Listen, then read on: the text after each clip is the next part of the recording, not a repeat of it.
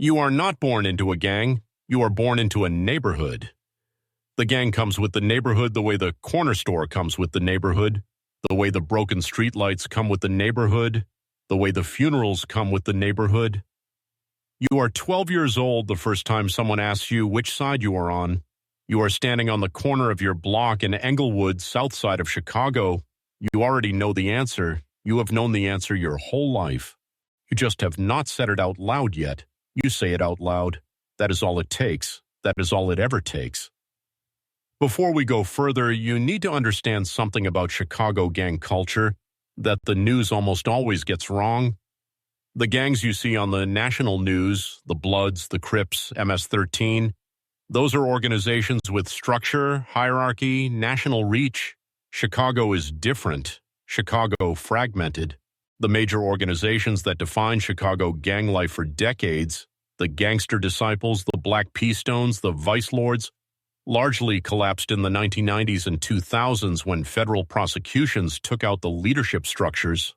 What replaced them was not new organizations. What replaced them was splintered hyperlocal crews. A crew might control 4 square blocks. 8 blocks away is a different crew with a different name and a different set of beefs. Some of these crews have 50 members, some have 12. There is no national leadership sending orders down. There is no cartel structure managing territory. There is just the block, the crew on the block, and the accumulated history of who disrespected who and who shot who and whose cousin is whose enemy and why.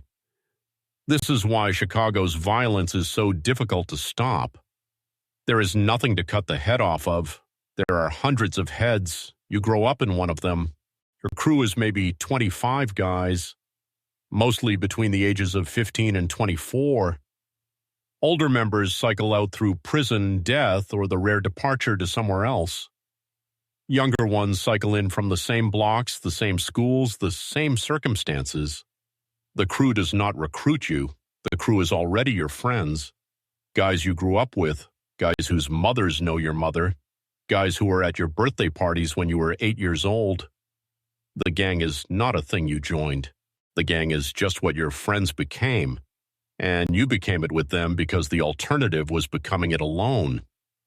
Your first year is mostly about being present. You stand on corners, you ride in cars going nowhere in particular. You go to parties and apartments where everyone is on edge in a way that is invisible until it is not. You develop the specific kind of situational awareness that comes from living in a neighborhood where threats materialize quickly and without announcement. You learn to read a block, which cars slow down and which ones stop, which strangers make eye contact and which ones avoid it, and why each matters differently.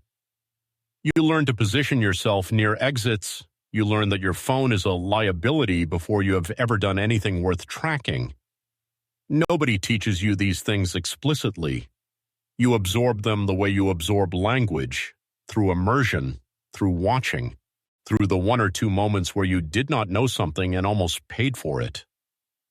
Month 4, you are present when something happens. You are not the one who does it. You are in the car. You are there. Afterward, nobody talks about it. Not that night, not the next day. It is filed in the same place everyone in your crew files these things. A place that has no name and takes up more room every year. You do not sleep well for 2 weeks, then you sleep fine. That is the part that scares you most later, not the 2 weeks, the fine.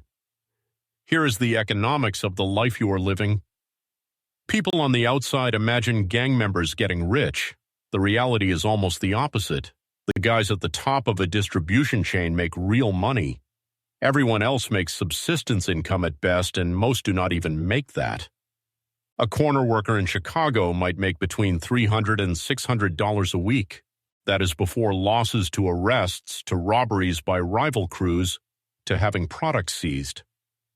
The effective hourly rate, when you factor in the hours spent and the risks absorbed, is below minimum wage.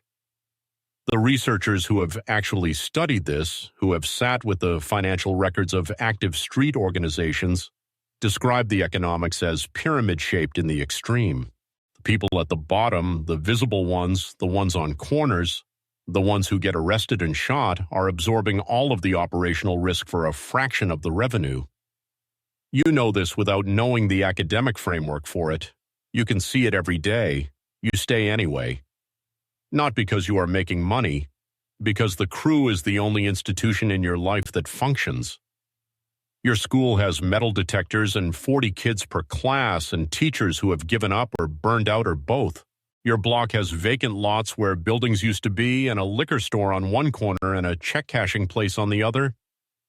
The city has a police department whose relationship with your neighborhood is defined by 200 years of specific history that did not start with you and has not been resolved by anyone before you. The crew feeds you when you are hungry. The crew shows up when something happens to your family. The crew is at every funeral and every birthday and every ordinary Tuesday. The belonging is not incidental to the gang. The belonging is the gang. Take the belonging away and you take away the only reason any of this makes sense. Year 2, someone close to you gets shot. He lives. But for 11 hours you do not know that. You sit in a hospital waiting room for 11 hours. You think about every decision that led to this room. His decisions, your decisions, the decisions of the people on the other side of whatever happened. You think about how the logic of retaliation works, how it has always worked, how it will continue to work after tonight regardless of what you decide. He lives. You go back to the block. You go back because leaving is not as simple as deciding to leave. Your address is known. Your associations are documented. Your face is on surveillance footage in a dozen locations within a 6-block radius.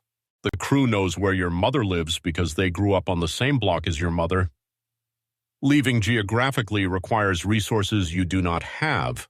Leaving socially requires cutting every relationship that has mattered to you since you were a child. There is a word for people who leave crews without permission or without cause. The word is not good. You stay. You tell yourself it is temporary. You will get money together. You will find a way out. Most people in your positions say this. The ones who actually leave are a small fraction of the ones who intend to. Year 3, you get arrested. Possession with intent. You are 19 years old. The public defender is handling 43 other cases. He meets with you for 12 minutes before your hearing. You take a plea, 22 months, Cook County Jail, then a facility downstate. You are the youngest person in your unit by 3 years. Prison is its own education. The gang structure inside is different from outside, but the logic is identical. Affiliation determines safety. Safety determines everything else. You align with the people you aligned with on the outside because the alternative is being unaffiliated, which is the most dangerous thing you can be inside.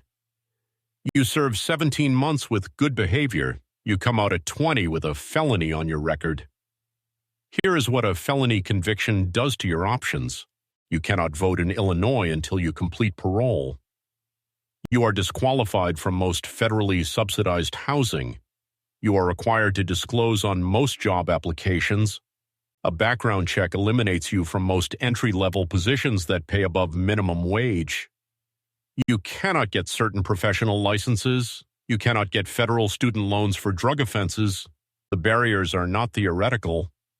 You apply to 11 jobs in your first month out. 7 do not call back. 3 call back and then run the background check and go quiet. 1 hires you for a warehouse position that lasts 6 weeks before the contract ends. You go back to the block, not because you want to, because the block does not run a background check. Year 4, you are 21. You have watched 4 people you grew up with get buried. You have watched 6 get sentenced to terms between 3 and 22 years. You have a record that follows you to every application, every interview, every interaction with law enforcement. You are also, by the standards of your crew, experienced, which means you are asked to do more, which means your risk profile increases, which means the odds that you become one of the 4 or one of the 6 increase with every month you stay. You know this math. Everyone on the block knows this math. There are no old gang members, not on these blocks. There are people who got out, people who got locked up, and people who got buried. Those are the 3 exits. The question you are living with is which one comes for you and whether you have any say in the answer. A man named Gerald comes to the block on a Tuesday. He is 34. He grew up 3 blocks over. He spent 8 years inside and came out 6 years ago and has not been back since. He works for a nonprofit that does workforce development in Englewood. He does not give a speech. He does not tell you to choose a better life. He sits on the same stoop he sat on 20 years ago, and he asks you what you are good at and what you would do if you could do anything and whether you have ever thought about getting your GED. You tell him you have thought about it. He tells you he can connect you with a program. He tells you it does not fix the record. He tells you it does not fix the block or the history or the economics. He tells you it is just a door and the door is small and what is on the other side of it is uncertain. He tells you the truth. That is why you listen. You start the GED program 3 weeks later. This is not the end of your story. It is not a clean exit. The block is still the block. The record is still the record. The people you grew up with are still your people. But you are sitting in a classroom 2 nights a week. You are learning things you were not taught the first time around. You are building solely and without guarantee the scaffolding for a door that might open onto something different. You do not know if it will work. Gerald did not promise you it would work. He just told you it was a door. You decided that was enough to try. This story is fiction. But Englewood on Chicago's South Side has one of the highest rates of gun violence of any neighborhood in the United States. Researchers at the University of Chicago have documented that the majority of shooting victims and perpetrators in Chicago are young men between the ages of 16 and 24 with prior criminal records, limited employment options, and deep roots in hyperlocal crew structures that formed in the absence of other functioning institutions. The violence is not random. It is the predictable output of specific conditions that have existed for decades and have not been meaningfully changed by anything the city has tried so far. Gerald is fictional. The nonprofits he represents are real and chronically underfunded. If this one stayed with you, drop a comment, subscribe. The next story is already waiting.